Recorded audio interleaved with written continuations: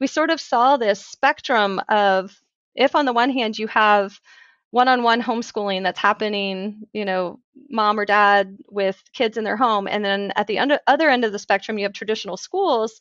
There's this like wide spectrum of derivative products that sit in the middle. Everything from micro schools to hybrid homeschools to cooperative learning communities, self-directed learning communities, liberatory learning communities. There's a lot of different names for these learning environments that look remarkably different than either homeschooling or traditional schools, and yet it's just kind of happening off the grid without much support. So we thought, hey, we can step in as funders or as philanthropy organizations and really support this space.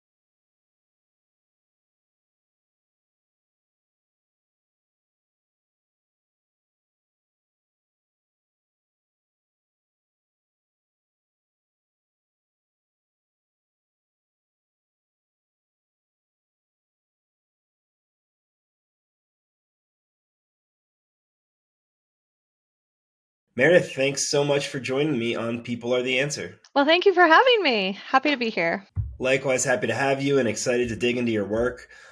Be great if you could just start off by telling us who you are and where you're based and what your current role is. Sure thing. So, my name is Meredith Olson. I am based in Wichita, Kansas. So, right here in the smack dab heart of the country, the middle of the prairie. My roles are very varied. So, I'm currently working in a number of different positions, which I think is perhaps that's indicative of the more modern and flexible world that we live in.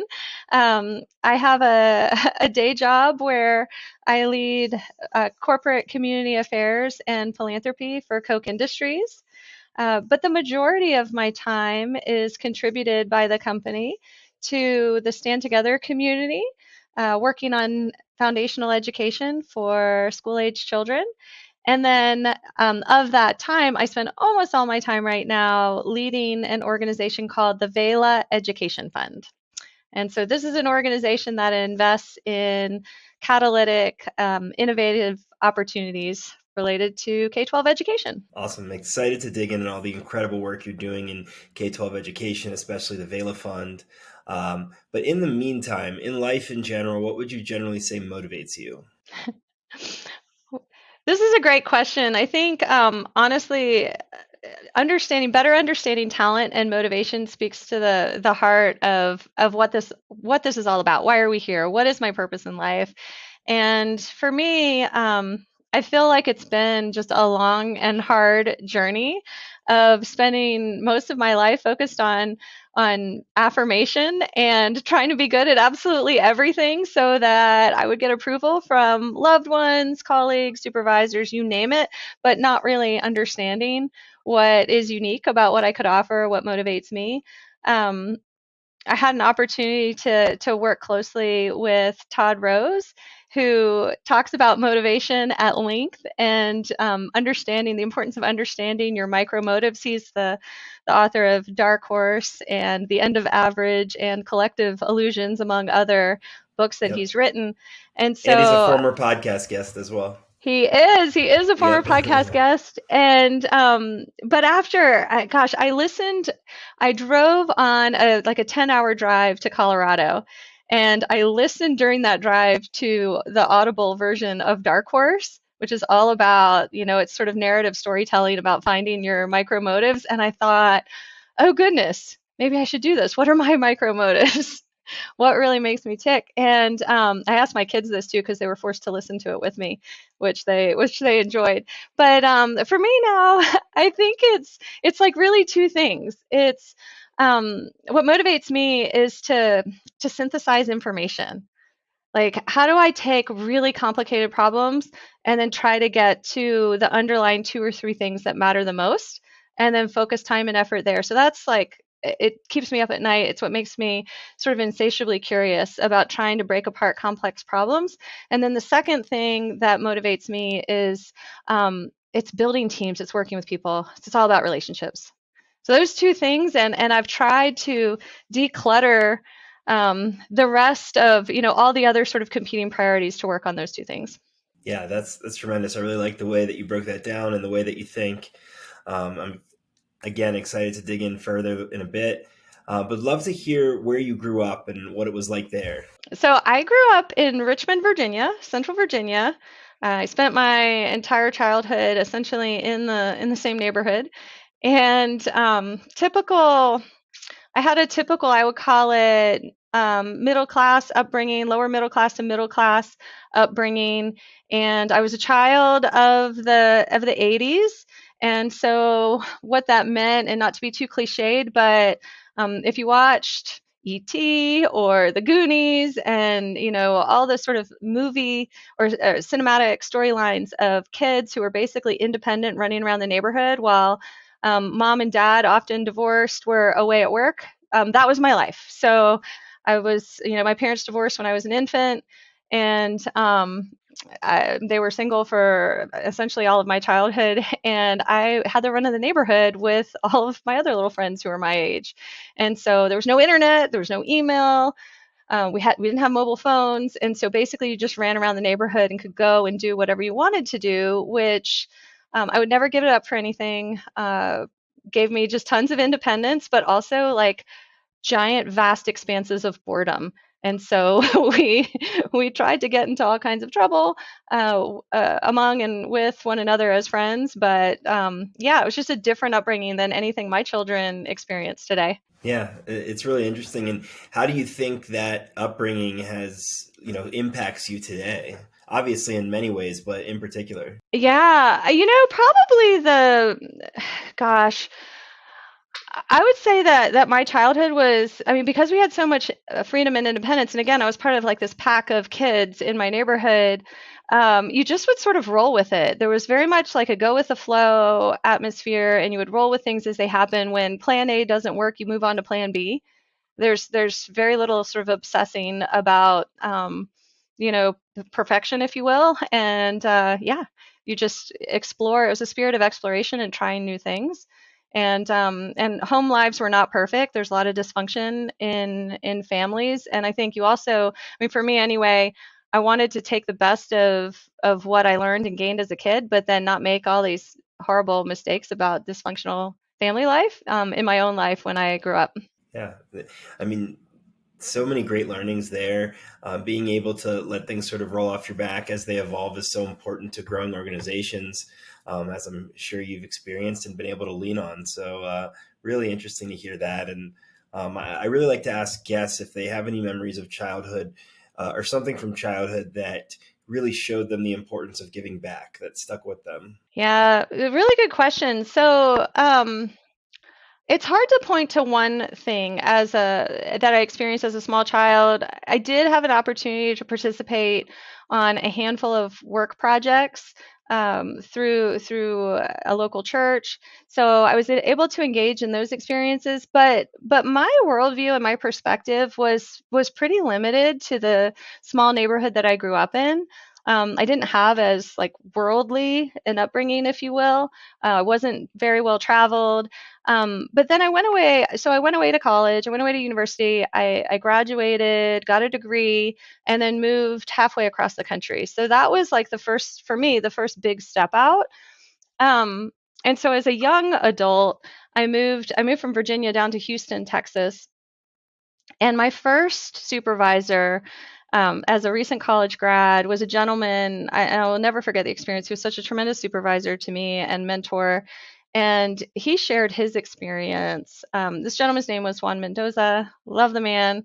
He taught me a lot. And he shared his childhood experience of what he experienced growing up in Houston, where he was undocumented, and his family, his parents would not allow him to play in the neighborhood.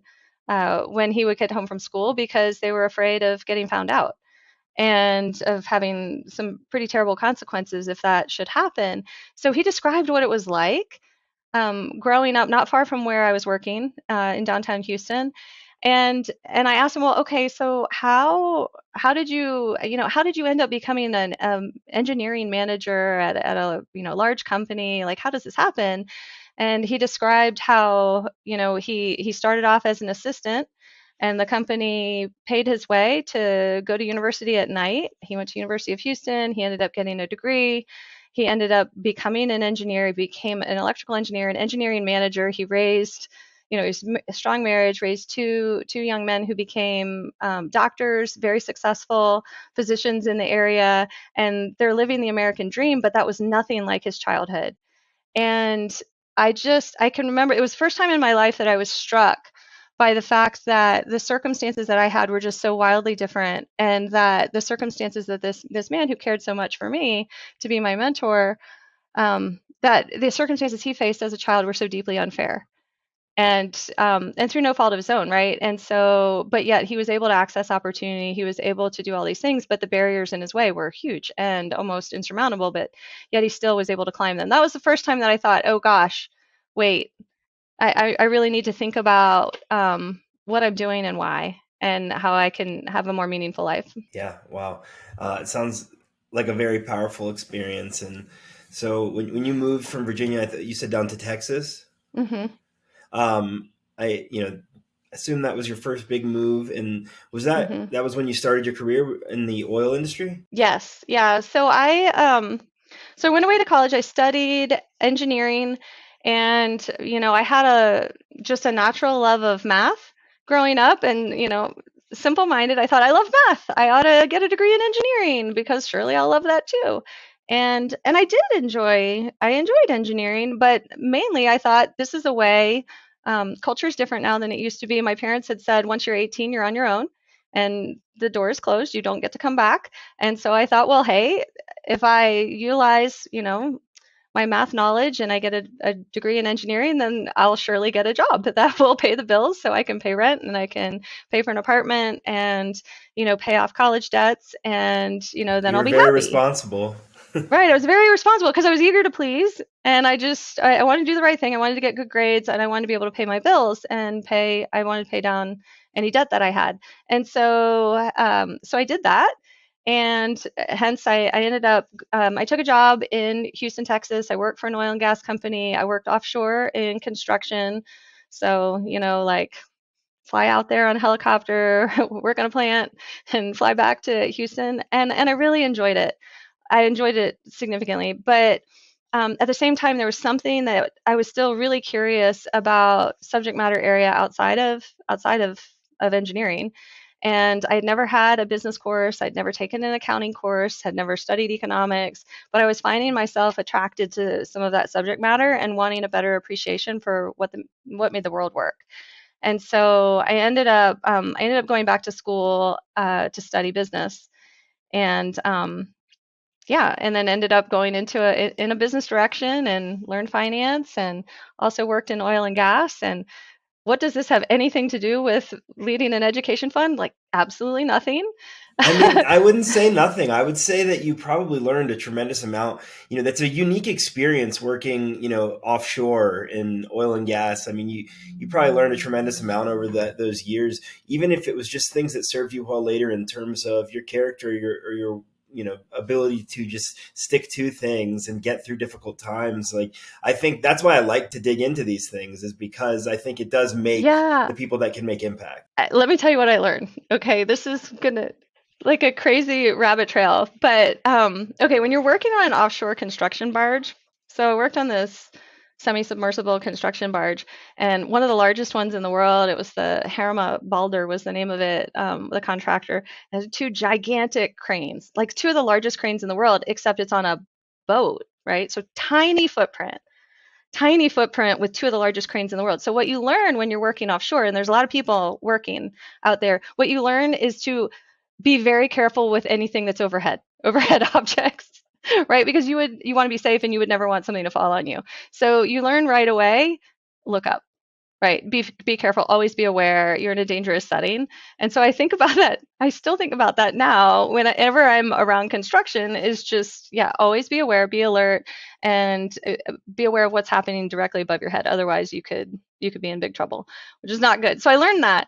I think I also learned offshore the language of work. So on an offshore vessel like that, you have people of many different nationalities from all over the world, very diverse workforce, and many different languages, and a lot of people not speaking the same languages, but yet they've got an ability to communicate that is wildly impressive. Works like a whole organism, a crew on a boat like that, and they can tell each other apart because their coveralls are different colors. Like the welders would wear white, the mechanics would wear white. The I take that back. The mechanics would wear white, the welders would wear brown, um, the what they call the riggers would wear orange, and then like the overseers were wearing business casual.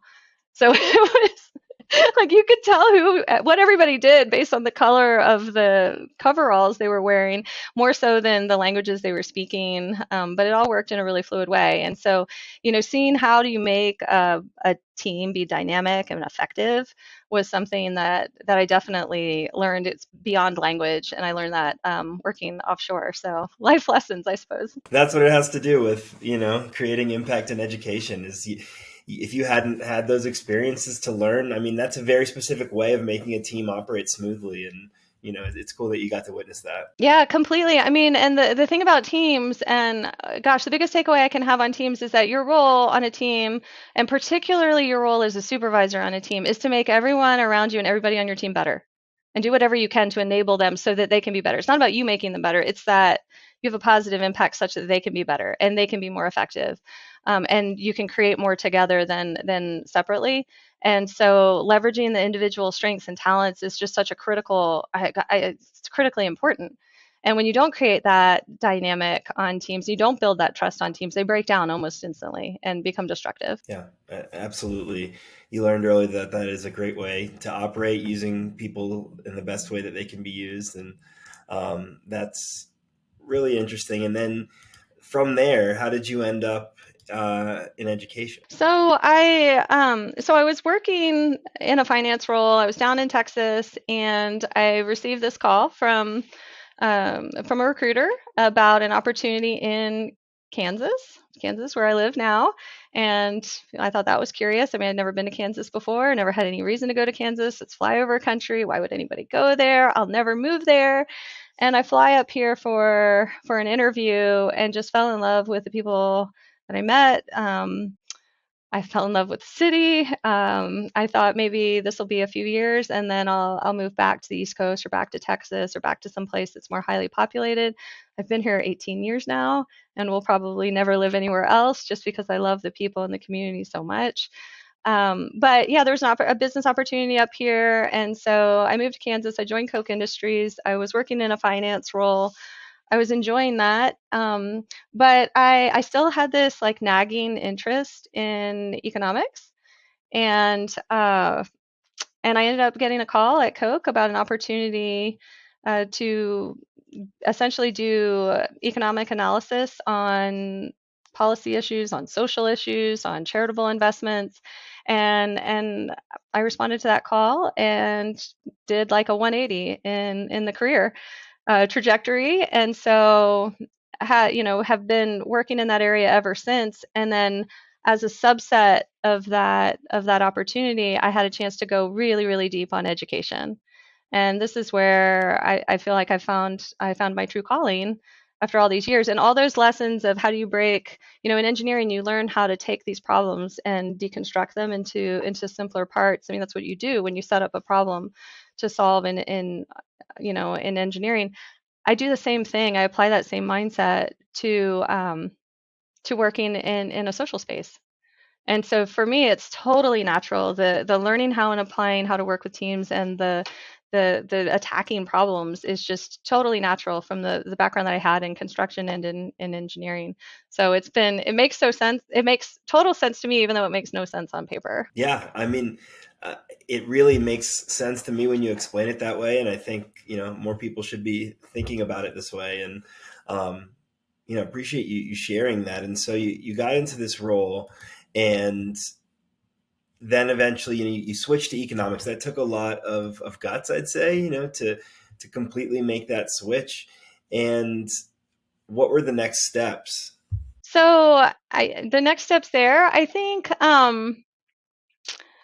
so was working sort of in a broad way on a portfolio of opportunities, and so some of them were more policy specific, where you would do some hardcore modeling and economic assessment of the value of the opportunity, whether it was to business or potentially to society. And so I got involved in doing that kind of work. And then there was an opportunity. The Stand Together community was building and growing. It had multiple different names, but what is now known as the Stand Together community was growing, and there was a need to or a desire to establish an education capability focused on school age children, K through 12, foundational education. We can call it a lot of different names, but that capability as like a with a defined vision, strategy, and set of desired outcomes didn't really exist. And so I was called in to basically build it and help put it together and start building out the capability. So I was one of the first employees who worked on that. And yeah, no, it's so fun, right? I And didn't realize that. so That's really cool. yeah, and so that meant, like, okay, so if we want to transform education in America, so the first step is, well, what's the vision? What's the goal? And we have education in America. We have high quality education, surely. So if we have our current state, what's the ideal state? Where do we want to go? And so the first step is really getting a better sense of what that vision looks like. And so, a vision of what education could be in America would be that education would offer every person with the opportunity to better understand their unique skills, their unique talents, their unique interests, and then provide the necessary set of knowledge and experiences and application so that they can ultimately live the life they want to live, a life of meaning and purpose on their terms as they pursue it. And so if you think about our current state in education, while it might do many things very well, I would say that it falls short on those margins for too many people. And so, okay, so if there's some tension between where we are right now and where we want to go, what are some things? What are some things that we can do in order to move along, move on that path? And so, putting together basically a portfolio of investments in having the right policy conditions and that environment, having programmatic opportunities that are worthwhile, that are individualized, that help students develop on their own path. So, you've got all kinds of investments that can be made around whether it's the policy side, the programmatic side, cultural acceleration of, how do we work towards building a movement headed in that direction. So I helped seed much of the original thinking at the Stand Together community on that work. And then as that was happening, so I participated in the creation of a policy capability. I now chair that group. It's called Yes Every Kid. And then I had a chance to become very close to so many external partners that I learned from. And, I didn't know a whole lot about education going in, other than that I experienced education growing up and continue as a lifelong learner. I have 4 children, so they're experiencing education. And so I had those touch points, but it wasn't my full career the way it is for so many people who are experts in the space. So I had a lot to learn. And the only way to be effective is to learn and to get exposed to all these amazing ideas. So I leveraged just a ton of external partners and tried to get as smart as I could. And one of those partners was the Walton Family Foundation. And so, working together between the Walton Family Foundation and the Stand Together community, there was an opportunity to invest more intentionally in innovation. And specifically, there's so much education innovation that's happening outside of traditional schools, meaning outside of traditional public, private, or charter schools, just an incredible amount of innovation that's happening. And it's happening with almost no government support and no philanthropic support. So working together with Walton, and I was at Stand Together, it was like, hey, had some friends over there. Wouldn't this be great if we found a way to co-invest in this space and support, basically shine a light on entrepreneurs who are doing incredible work and then help accelerate or motivate the adoption of these ideas by more people. And this was all pre pandemic. It was just like an idea. And we sort of saw this spectrum of if, on the one hand, you have one on one homeschooling that's happening, mom or dad with kids in their home. And then at the other end of the spectrum, you have traditional schools. There's this like wide spectrum of derivative products that sit in the middle.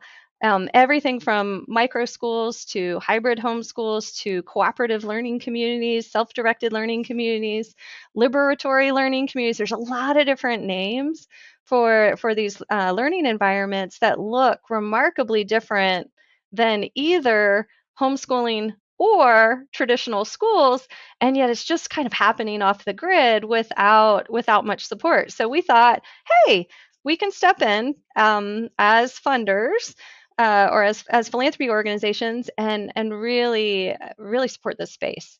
So that was we created a legal entity that became known as VELA Education Fund, and I raised my hand and wanted to make this like most of what I do every day, and had the support of our board to do that. And so anyway, rest is history. We've made more than 2,000 grants. We're in our fifth year of operation. It's wild stuff. Yeah, well, congratulations on all of that progress. I love the premise that you guys are working under. And I'm just, I have been fortunate to learn a little bit about some of your work and some of the organizations that you invest in via my work with Stand Together. But if you could share a practical example or two of the types of education that you're helping to grow. Sure. So, we sort of categorize the investments that we make in three different ways. So, we write grants to entrepreneurs who are either they might be operating small learning environments. So they've got, 15, 20, 30, 40 kids that are in their care. So those are sort of operators. A lot of those folks are former educators in traditional environments. And so an example would be Shireen Radigan, who leads an organization called Colossal Academy in Fort Lauderdale. Shireen was a Montessori teacher. She was a private school teacher. She was a public school teacher, and she wanted to start her own thing. And so she offers middle school age kids. That's her target market. God bless her. They're tough ones, but sure, Shireen has middle schoolers, and she has a rigorous core for literacy and numeracy, and then she surrounds that with a real intentional focus on permaculture and farming and gardening and dance and outdoor learning, and she has attracted an audience like you wouldn't believe. She started with 10 to 15 kids. She's now, I think, quintupled her enrollment, so she's grown by leaps and bounds. And she's now, her program is so popular. In a traditional school, what you would do if you grew that rapidly, you would just get bigger and bigger and bigger, and before you knew it, you would have a school with 800 kids. Well, what we see in small learning environments and in this unconventional space is, okay, well, they really want to maintain that intimacy, that bespoke environment, that really high touch, customized offering that's really relationship based. And so once you get too big, then you replicate and you scale through additional sites or additional locations, or by taking your model, codifying it into a playbook, and then giving it to the world for others to implement on their own with fidelity. So that's what Shireen is doing. She's creating this playbook now that will enable replication. And so that's an example of an operator. We also support what we call ecosystem builders. So these are people who are in organizations who are offering things like, what's the back end operating support for these unconventional models? Like, how do you do payment systems? How do are there form templates and, HR systems? So organizations like Omela, and there's one called A.School, are basically offering customized administrative tools and products for this unconventional space. Like, we're eager to support organizations like that. There's then there's content providers, right? So we all know about the big publishing companies that dominate education, but how about, content and curricular programs, educational materials that are customized for the unconventional space? So we work with organizations like Great Hearts, which is, they're a school operator, but they also have an online product, and we're helping them with their online product that's specifically targeted to this out of system space. So it's not just taking what you would do in a traditional environment saying, hey, you can use that too. It's, well, how do you modularize this for people who are in a much more flexible, much more loosely organized environment? So Great Hearts is doing that. We're working with transcript companies like Mastery Transcript Consortium, which offers an alternate transcript for the traditional space, but we're working with them to customize it for the non-traditional space. So that would be our second category. And then the third, I'm giving you a ton of examples, but trying to make it real here. A third example would be we invest in community builders. So, we've got a network right now of more than 2,000 people who they're each independent entrepreneurs who are charting their own path. They are autonomous, but when you are independent and you are confident, you are constantly seeking to collaborate with other people so that you can get better and learn, and you're not threatened by that competition. In fact, you want it so that you can get better. And so when we talk about community building, we really believe in this power of community. And so we have people who make it their mission to pull these entrepreneurs together so that they can learn and share together and do local meetups. Maybe they meet once a month and, share knowledge, do some joint programming, because I mean, people crave this kind of interaction. And so we call that, we invest rather intentionally in community building. So that would be sort of the third category. Hopefully this gives you a little bit of a sense of, we think if education is going to change, we've got to change it from within, but we also have to change it from without. And so if we can, there's tens of thousands of entrepreneurs who are doing this good work. If if they start mobilizing and they start showing new and different ways, then our traditional systems start to respond as well. And we're seeing a fair amount of that. So it's just, I don't know, it's joyful work. We don't have the best ideas. People ask me, how are you designing this? And we say, there's not enough creativity in a single person to go and corner the market on creativity. There's so much creativity in our world and in our communities. Oh my goodness, just like support the people who are doing this incredible work, and they are everywhere. Demand, like application demand for us is off the charts. If you're enjoying this episode, I would greatly appreciate if you could review, like, comment, or subscribe on your favorite platforms. Your engaged support goes a long way in helping the show grow and getting our impactful guests heard. Now back to the show. Wow, it's really exciting to hear. And one of the things I like to highlight in this podcast is that while there's a lot of bad things going on in the world, there's even more great things going on, people doing great work, and just hearing that this transformation is beginning in some capacity in education is just so exciting. And, I look forward to see how my kids get educated. They're young, so. Yeah, well, be on the lookout. Like Google your hometown, see who's out there, try something new. If you can even just get a taste bite experience, I mean, you might decide to jump all the way in. So if let's say I'm an entrepreneur running my own education organization, what's my first step to get involved with VELA? Obviously funding, and community are the reasons that I want to do it. Mm-hmm. And like you said, you have a lot of applicants. So what makes a good fit? So we have a micro grant application open right now. So we do 3 tranches of grants at VELA. We do micro grants that are up to $10,000. We do what we call next step grants that are up to $50,000, and we do bridge grants that are up to $250,000. So the first step in is to apply for a micro grant. They're at our website right now, www.velaedfund.org. You can apply for a microgrant. And so that's the first step to join and be a part of the VELA community.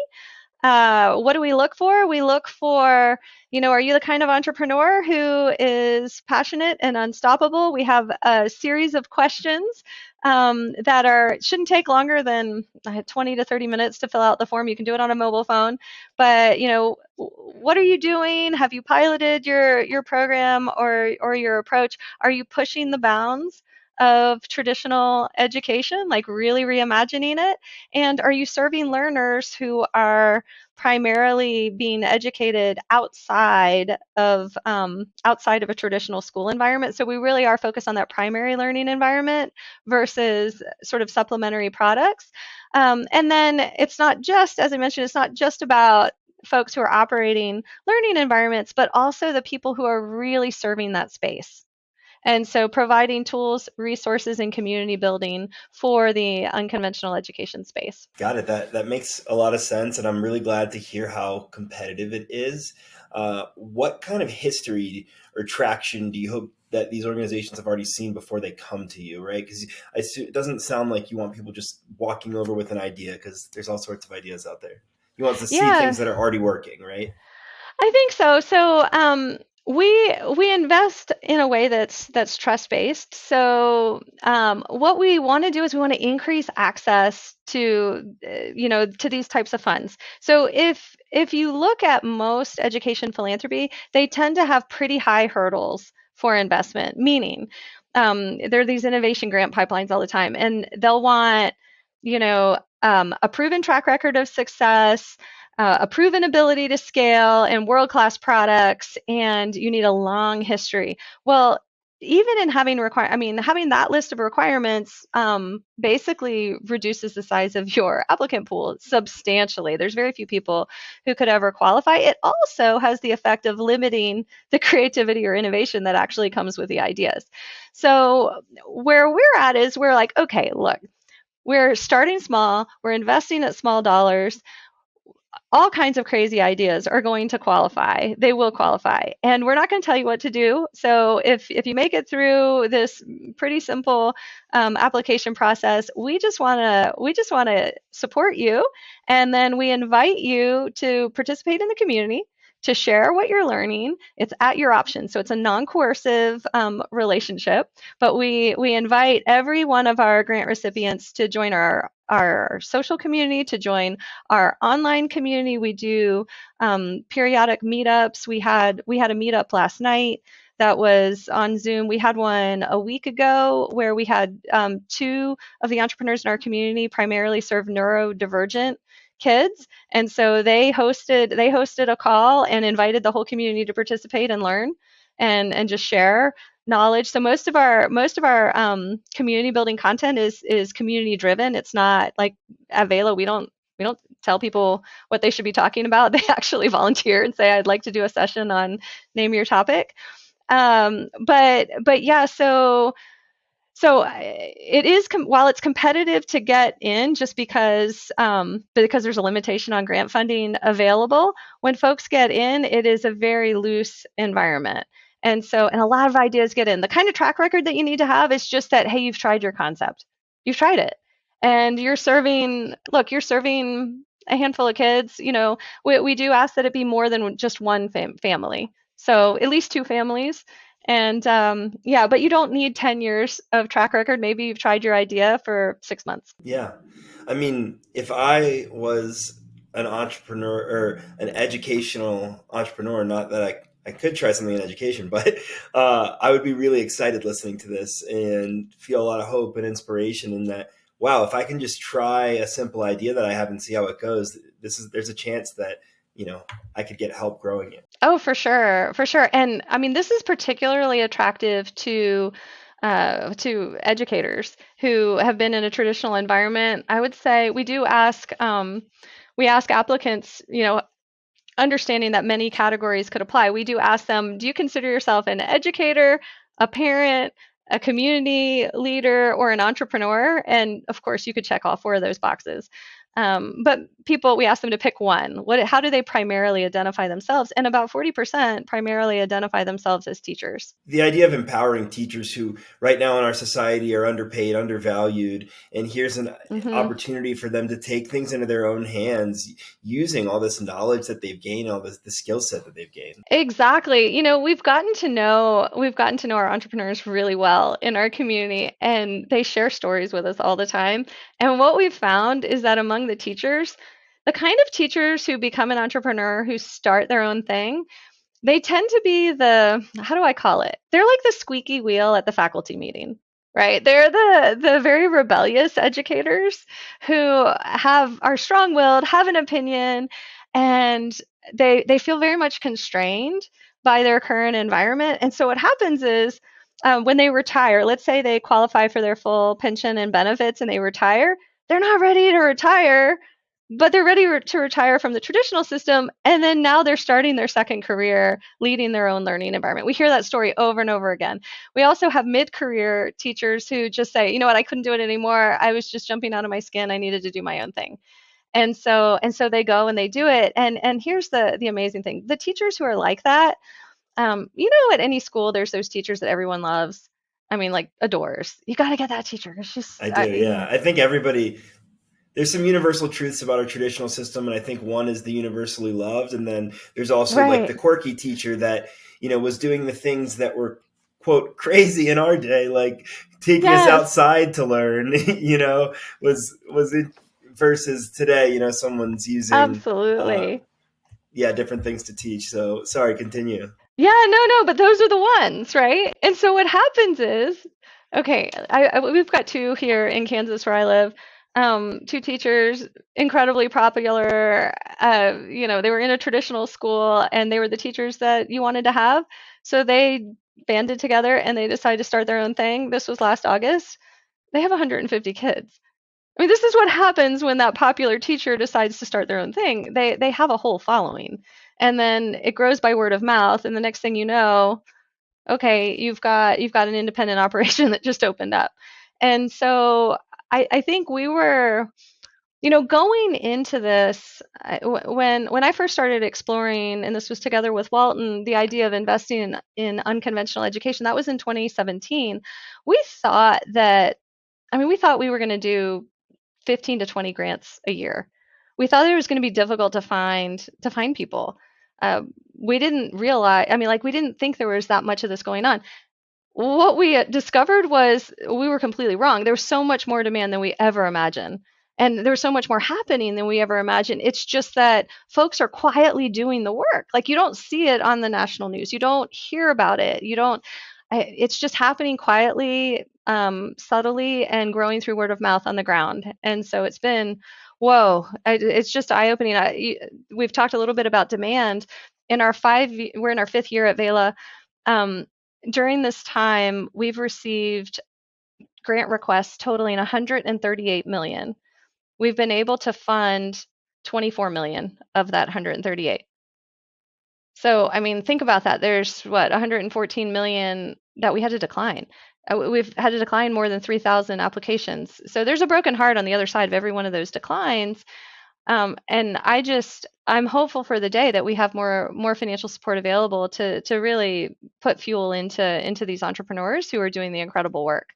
Because it's there and it's growing, and it's happening with or without us, by the way. Like, it's going to continue to grow and happen because this is what people want. Yeah, I mean, I think you're helping it hopefully happen faster, and give people the hand that they need and helping make it happen. I think incremental change doesn't always make it in the news, like you were saying, but it's really exciting to hear that that is happening. Um, and you mentioned earlier that you've seen responses in traditional education. What have you seen happening? Well, I think there's just greater openness now than ever before. So there's laws that need to change to allow for greater openness, but we could take Arizona as an example. So you have many families who would love to have a hybrid experience where maybe their children are home educated for a day or two a week, and then they're in a traditional school environment for 3 days a week. Or maybe they take some classes at a private school and some classes at a public school. Maybe they do some at home. These are the types of flexible arrangements that people, like just normal people, crave. And keep in mind, we have that kind of flexibility in other parts of our lives and in our work lives, and in our social lives, but we typically haven't had that level of flexibility in the education lives of our children. Well, it's difficult to sort of deconstruct. We talked about complicated problems. It's difficult to deconstruct that traditional education environment when there's policies and rules that make it hard to deconstruct. So, an example of a rule would be, compulsory attendance rules or that stipulate a certain number of hours, seat time rules. Um, and so if you can liberalize seat time requirements, then you can allow for some of these hybrid options to emerge. Arizona did just that about a year ago. And so it's now much easier to flexibly take classes or participate in experiences in multiple learning modalities, multiple different systems all at the same time. And so that's just one example. But this, that type of policy change or system change doesn't happen unless you also have the emergence of these alternatives that people say, "Hey, I want that. Remove that barrier that's preventing me from being able to access that." So you sort of need both the environment as well as the programs. Yeah, absolutely. I think very much both need each other. And I assume in one of your roles, you do some work on the policy side as well. I do. So yeah, on the from a policy perspective, I think just in general, there's an opportunity to shift things in a direction where we trust parents or family members to make decisions to an even greater extent with respect to their children's education. We're agnostic on whether or not that decision is in favor of a public school, a private school, a charter school, a homeschool, or any other learning environment. But we do feel that parents should have the ability to make that decision, and that parents should be treated with dignity, meaning the decision that I might make for my kids is going to be different than the decision that you're going to make for your kids. And the decision you make for your kids, I might think that that's a really boneheaded decision, but it's still your decision. And I've got to treat you with the dignity to make that decision.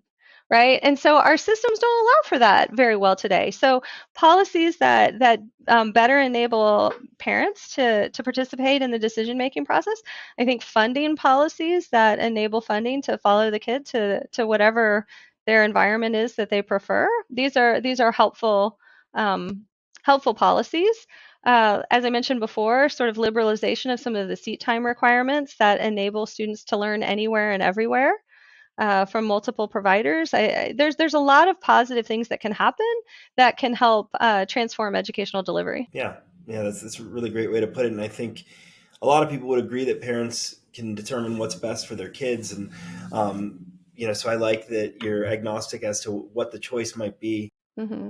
I think a lot of us can agree that parents know what's best for their individual kids.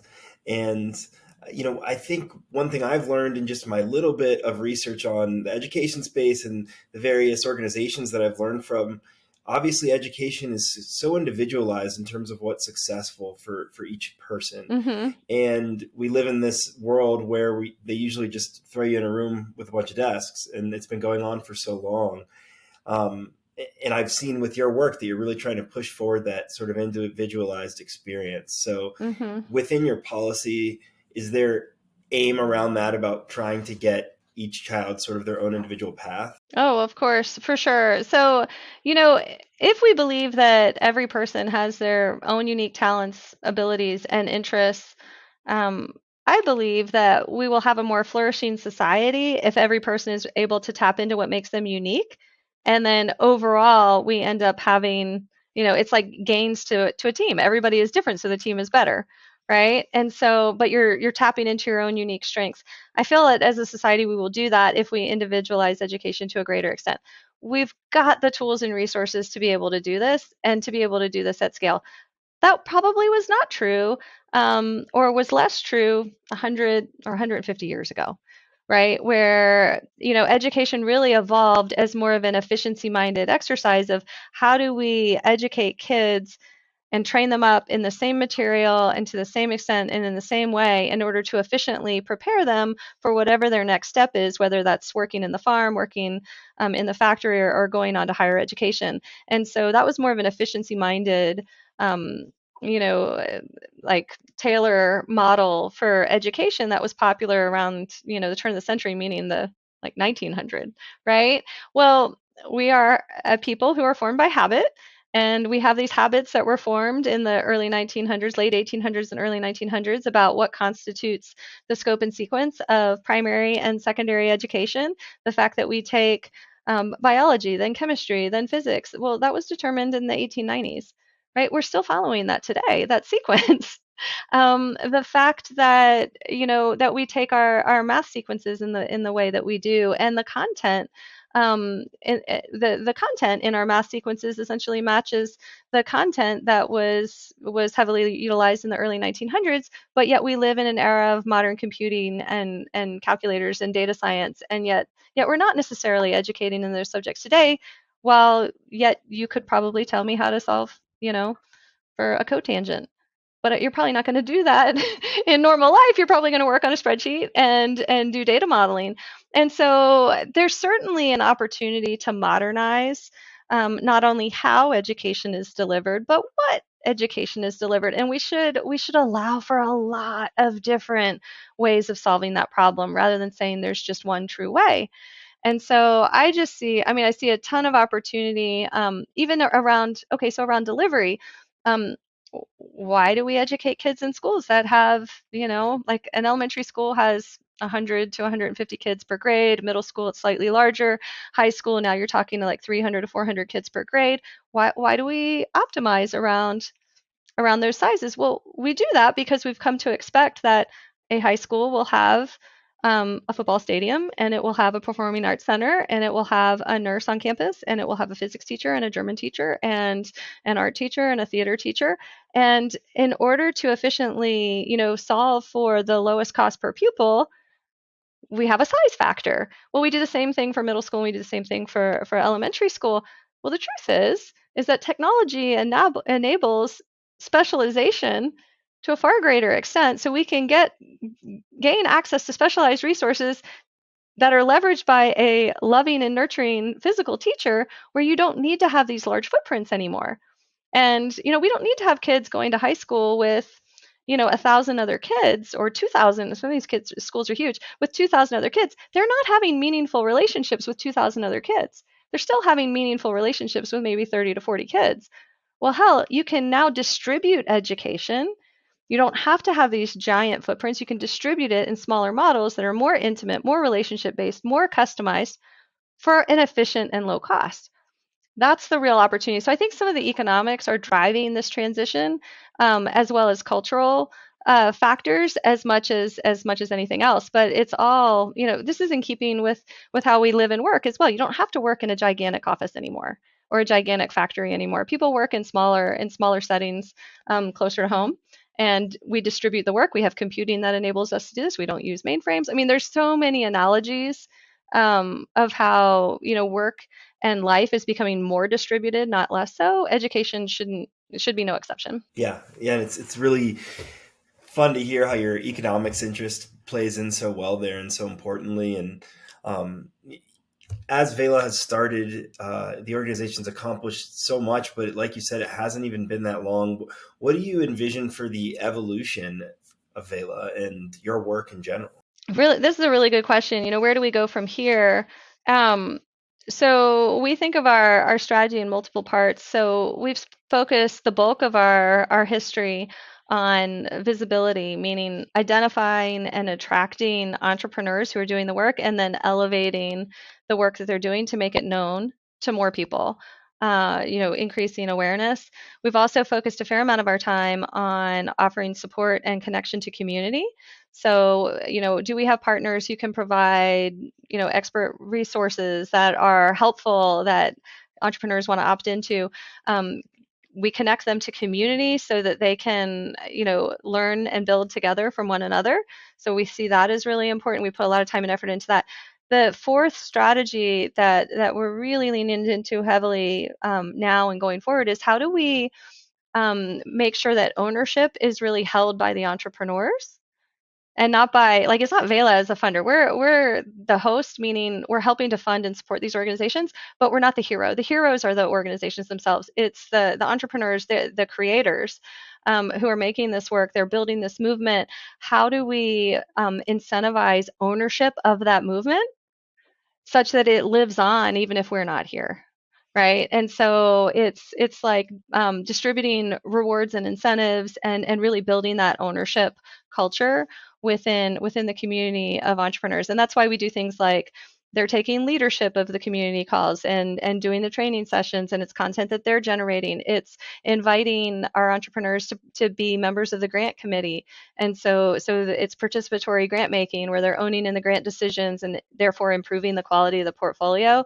So it's real. I mean, we're talking about like real governance and involvement in decision making and ownership. So that's what I see as sort of our frontier going forward, even as we continue to grow the base of entrepreneurs. Yeah, it's really interesting how involved the members are, and I think that's so important to the long-term stability and to the evolution of the organization that will allow it to evolve with those that are involved in the community. And there's so many nonprofits in education that I feel are just trying to push their way on everyone that they work with, and this is very much the opposite of that. And I can both truly appreciate that and also see the wider scale of potential impact that's possible. Yeah, the beautiful thing is that when you treat people with trust and with respect, they tell everybody they know about you, and then you end up growing through referral because they say, "Hey, these people treated me really, really well.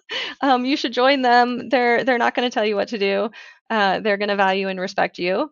And so we've learned a lot from that. And I mean, I don't think I could ever approach philanthropy in a different way, another way going forward, other than being trust based. So if an a startup, an education startup comes to you and they get one of your grants, then is there an opportunity for them to get ongoing funding, and what would stop them from doing so? Yeah, so if they have, so they've received a microgrant, they're a part of the community, and they really want to step it up and go to the next level of investment, we have this next step portfolio.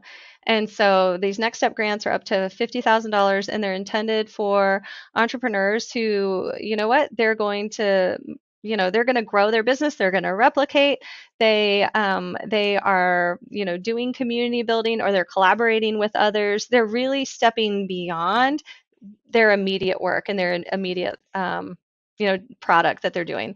And so it's a pretty competitive application process. We've awarded, I think, 85. I'm looking at my numbers. We've awarded 85 of these next step grants to date. So, but demand has far outpaced that.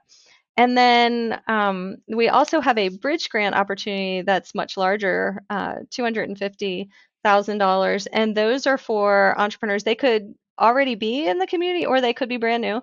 But they are looking to scale to much wider adoption. So this is larger scale replication, or they're providing content and platform support that supports, like thousands and tens of thousands of learners. And have those had grantees yet? Sure, sure, absolutely. We've I got, wasn't sure if yeah, that was new or not. Okay, got it. And yeah. yeah, I'd love to hear about any in particular that you think are worth sharing. Sure. So bridge grants, we've got 22 bridge grants to date. I mean, one of them, and I mentioned them earlier, but this Great Hearts online product that now has a flex version, which will be, I mean, Great Hearts is a great example. So they were interested in investing in the micro school space, but what their sweet spot is they are just an absolutely exceptional, high quality provider of resources, particularly in the classical education space. And so, having them, many people in these small learning environments, they love classical education. Having them modularize their products such that it's customized for use in these unconventional spaces is really huge. That's tremendous. So they will have many I mean, they're in the bridging to much wider adoption. Another one of our early grantees, so folks will have heard of Prenda. Prenda is a micro school sort of support provider. They're based out of Arizona, and in 2019, they were one of our first three grantees at VELA. And Kelly's So been a podcast guest. he has. Okay, yeah. So Yeah. perfect. So when in 2019, Prenda was still relatively small. They were relatively unknown outside of Arizona, and we had heard about them. We got in contact with them and ended up supporting a bridge grant that enabled them to expand outside the state and expand into like 6 states. And so that was huge, and it was a step out for them. It was for us. It was some of our first experience, and we've been just delighted to watch as Prenda has continued to grow to serve more and more. And then Prenda's individual sites, are each independent entrepreneurs. I think we've got more than 20 Prenda sites that are micro grant recipients in our portfolio. That must be rewarding to see. Uh-huh. Oh, for sure. Absolutely. Yeah, that's what you want to see. We love there are a handful of networks that provide this type of backbone support, but each site is an individual entrepreneur who is serving their own community in their own way. And so we welcome them into the Vela community with open arms. That's really cool to hear, and look forward to learning about more stories as you guys grow and as your Hmm. impact grows. Because I know just the handful of things I've seen, there's so many creative ways to learn, Hmm. and that captivate different children differently, and just the possibilities are endless. Okay, so I'll leave you with this. There's a trend. So one of the trends that we see, like we're a learning organization. We don't know what people are going to come up with, but we want to learn, and so that we're well connected to our customers, and can serve them even better. Well, one of the things that we've learned a lot, but outdoor learning is a thing. Like it's a real thing. It's not going away. We haven't seen it abate at all. About 20% of our Vela community members uh, rely on outdoor learning as like their primary mode of education. Okay, so this is, they are learning on hikes in a forest, riding horses, growing plants, raising I think in some of the chickens. videos I've seen, there was like skateboarding and surfing, and Yes, yes. And it turns out like parents want, and we've got research on this, they want their kids to have high quality academics. That's like a baseline, but they want their kids to be kids and to be in the great outdoors and to understand their place in the world and with nature and what's their role in that. And so when we artificially box them in to the four walls of a classroom, we limit those opportunities to really have that interaction with the natural world. And so when educators and entrepreneurs are free to offer families what they want, what do they want? They want their kids to get outside and climb a tree. Like we hear this all the time. It's just wild. It's truly a thing. 20%. I mean, that's pretty high. yeah, that's very meaningful, and it's Mhm. really cool to hear about the out of the box ways. And I certainly, anybody listening or watching, I really strongly suggest that you check out the Vela site and learn about the various organizations they work with. Um, and throughout all of this work, you've gone through a real transformation in what you do. But Mhm. you've also gotten to be part of so much in other people's lives. And I'm curious if there are any particular stories where you really had sort of a epiphany moment of like, wow, my work really impacted that change. Um, you know, I'll say okay, and this was early in our experience at Vela. Probably 3 years ago now. So we thought originally we were going to do a handful of larger grants per year. We realized that the demand far exceeded, just doing a handful, 15 to 20 grants. And in our second year, we did 450. So we went from, I think it was 13 in the first year or something like that to, yeah, anyway, it scaled up super fast. And we went to a conference. It was ASU GSV, big ed tech conference out in California. And we held a side event, just like a happy hour. And we had a list of the people who were coming, and we knew that we had a bunch of Vela community members who were going to be at the event. And so we invited people to this happy hour. And the room was too small.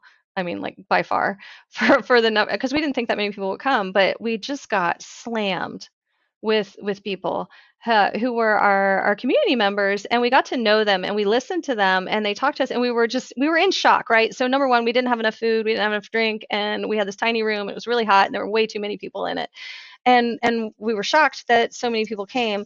And then when we started to talk to people, like we had talked to people on the phone and over email, but being face to face is it's totally different experience, of course.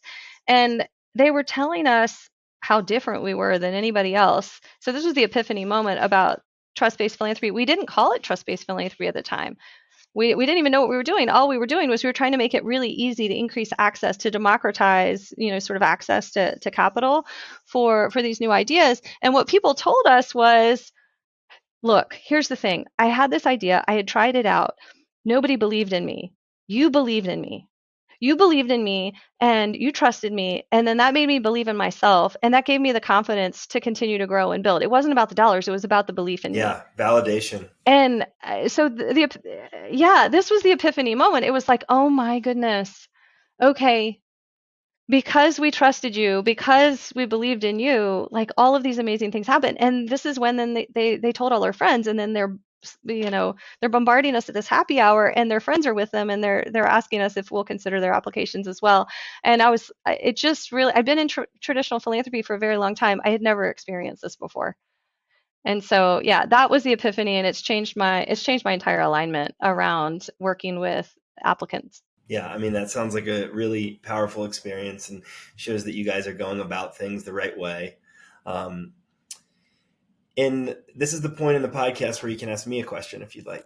Okay, what do you see as your superpower? I would say that my superpower is bringing together good people doing good things and trying to help them amplify that work or grow their work together. And that's something that you're very good at as well. And so I keep my eyes and ears out for people that are able to do that, sort of the connectors in the world. And, that's one of the places that I feel I have on the planet, is just to try to connect people that are doing good and help them compound that together. I love it. Well, I think you're doing exceptionally well on that margin. Your podcast is fantastic. Thank you. I really appreciate it. And so lucky to have you on. It makes it all the better. And, in your career, and especially, in education, you've accomplished a lot. If everything, if you knew everything were ending tomorrow and I'd ask, what were you most proud of in your life? And a lot of people do say family, so feel free to say that. But if you want to say something else, you can say that too. Yeah, no, I mean, I would say the one thing I'm proud of the most is just it's building relationships. I mean, and I know that's generic, but yes, it's family. It's also work. It's also, I mean, we spend so much of our times, our work lives working, and our colleagues are our family. The people that we touch there are deeply meaningful. We shouldn't compartmentalize and separate them from the rest of our lives. And so, yeah, so that's what I'm most proud of. It's just having trusted relationships with people, having fun, laughing, enjoying and honoring one another. So yes, my family, but my work family is a part of that too. That's a really good way to put it. We always hear that you're the sum of the, I think, 5 people you spend the most time with, and fortunately or not, sometimes that's not always your immediate family. Mm-hmm. Oh, that's right. All right, and so the one question that I ask every guest, and the answers have varied quite a bit, but they also seem to circle around certain themes. If you could snap your fingers and fix one thing in the world, what would it be, and how do you think that change would reverberate? Yeah, so the one change I would want to see is just it's belief in people. And by that I mean truly, honestly, earnestly, deeply believing in the talents and abilities of your fellow man without judgment, right? And so if you believe that your fellow man is capable and has value, then that's gonna ooze out of you in every single way. And to me, if you believe and trust and respect other people, the people around you, that eliminates the opportunity for contempt. And so contempt is like at the root of so much of our division. And so the fingers that I would snap is that you've got faith in and belief in your fellow man. Wow, what a long way that would go in our currently divisive world. And I like to think that we are on the path to more of that, and really appreciate you sharing that. And lastly, so excited myself by your work, and I'm sure so many people that are listening and watching feel the same way. How can people best support you, your work, and your impact? Oh, the best thing you can do is just be open-minded. Be open-minded about the possibilities. And so when you hear about, gosh, when you hear about unconventional education, just think, hey, wow, that's something interesting. I want to learn more. Maybe I'll experience it. Maybe I'll have a family member experience it. Um, that's what's going to be required to build a movement. And so I really think it's the openness more than anything else. Um, and then financial support for these entrepreneurs. Most of them are they're small entrepreneurs. They receive almost no loans. They receive almost no government support. They rely to a great extent on friends and family giving them donations and small loans. They also rely on the small fees that they charge to their participants. Most of them are serving low and middle income people. So, if you have a loved one or a friend who is stepping out and trying something different, maybe lending them a hand, help them, if they've got to fix up a space, help them paint it or do some construction work or give them some small dollar cash, a little goes a long way. I really love your answer to that and how we can best support you, because it's so much of it is within the community and within educators around you. So thank you so much for that. We look forward to continuing to follow your work and hopefully keeping our conversation going as well. And thanks again so much for being here. Thank you so much. This has been super fun. Appreciate it. Thanks for listening to this episode of People Are the Answer. If you enjoyed the episode, share it with friends, and reviews or subscriptions on your favorite platforms go a long way to help the show grow. I want to share these incredible people and their remarkable work with as many others as possible. Thanks for your support. For more, go to peoplearetheanswer.com.